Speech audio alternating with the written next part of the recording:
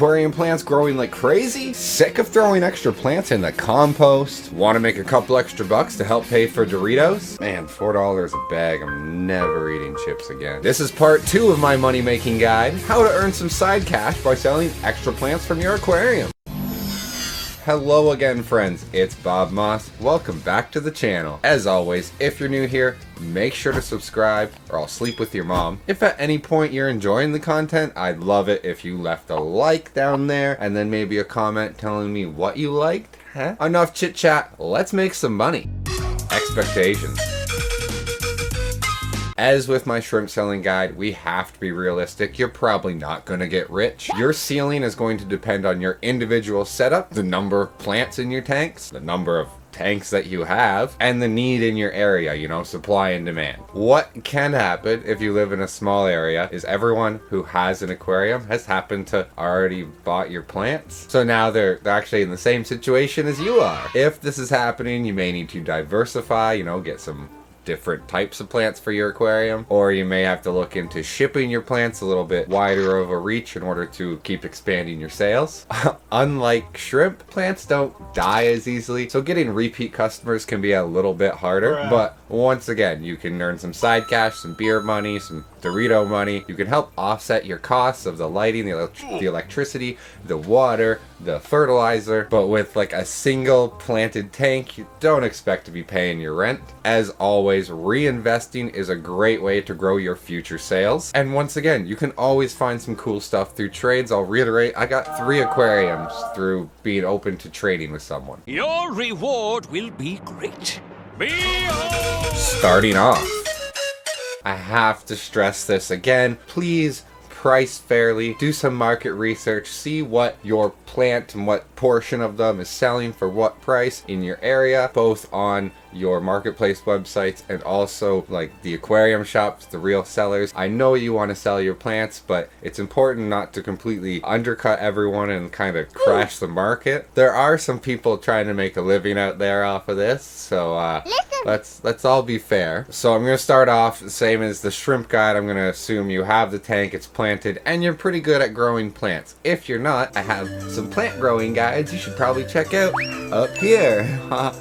So the easiest thing, once again, is listing online. That's your Craigslist, your Kijiji, maybe even eBay. You can do Facebook Marketplace with plants, so that's going to expand your reach a lot to soccer moms and stuff like that.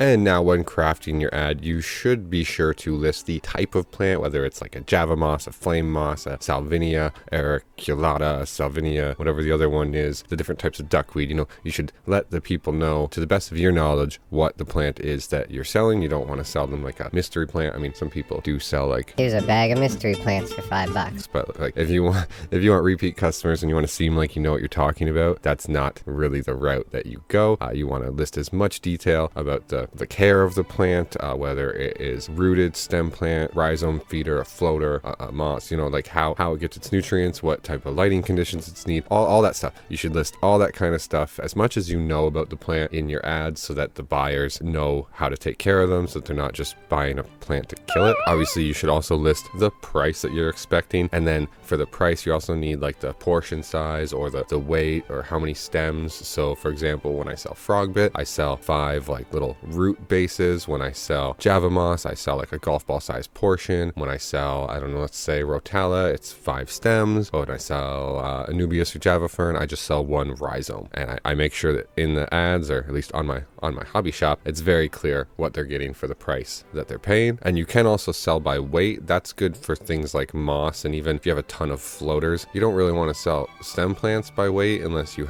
really have way too many. But for moss, it's a decent thing to sell by weight for sure. And of course, in your ad, you're going to need to list whether you do pickup or delivery, or you do neutral spot meetups, just so that, you know, you want to give the customer as much detail as they can before they contact you, so that they're not inundating you with useless questions. And then the final note here I have is you should really let the buyers know if there's the possibility of snails or not. All my tanks have the possibility of snails. All my plants have the possibility of snails because they're in my tanks. Some people do just have grow out tanks where they just do plants, no snails, no fish, no shrimp, anything like that.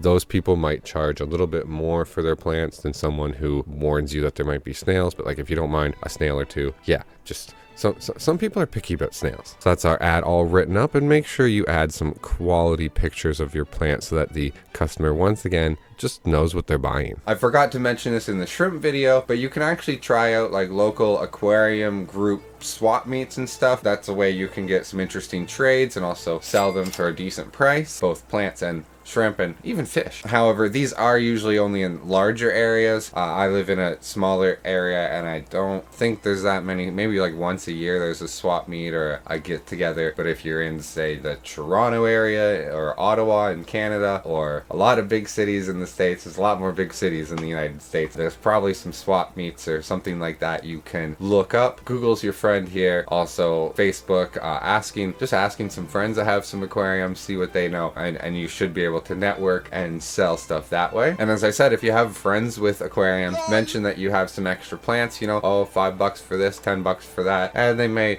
come to you rather than going to the store. Great way to help your friends and help yourself. And those same friends, maybe even some different friends, make sure you're sharing your online listing with them. They may know someone that needs some aquarium plants. I have some friends of friends that are customers of mine and have looked stuff up, and it's really helpful just to get that network growing in order to grow a customer base and get your name out there, and like, you know, you have good plants that you want people to come to you and not the other guy on Kijiji. Just a thought, guys. And once the word's out there, you basically just sit back and wait for that money, honey. That's it. You are gonna need like bags. If you're selling by weight, you're gonna need a scale. There are some little things like that, but those are tiny costs that you should be able to gain back pretty quickly if you're selling plants like that. I love money.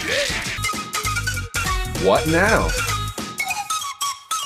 So you've now sold some plants. Maybe you sold some shrimp. Maybe you sold some fish. Wow. The sky is the limit here. It's still all up to you. You've now built a customer base and you can expand from there. And you know, just simple online listings and letting people know, oh, I now have this plant, I now have this thing. Just letting your previous customers know you have a new thing might be good enough for you, and you can kind of let people come to you. If you're more ambitious, you're going to want to spread the word and expand, reinvest, as I've stated before. I personally found the online listings very annoying with all the flakes and ghosting, and like I drove to the person's house like a half hour and then they weren't there, and anyway, really just do what you're comfortable with and what makes you happy. If you don't like a lot of people coming to your house, maybe meet at like a local Starbucks or something like that. And once again, if it gets annoying, you know, you can always stop, or maybe look into, I don't know, delivery, shipping, and then you don't have to do face-to-face stuff with people anymore. That's what I did. But most importantly, don't steal my business. I'll take the money. So that's basically it. You know, don't expect to get rich off your one aquarium selling extra plants and your moss and floaters, but you will be able to make some side cash, offset your costs, and maybe even reinvest and grow from there, and we can be competitors. Thank you so much for watching all the way to the end. You know, it really helps with the algorithm. If you made it this far and you haven't already, make sure to like. If you're not subscribed, subscribe. You really should. It's free. Hit the bell notification to never miss a video or a live stream ever again. Leave a comment below on what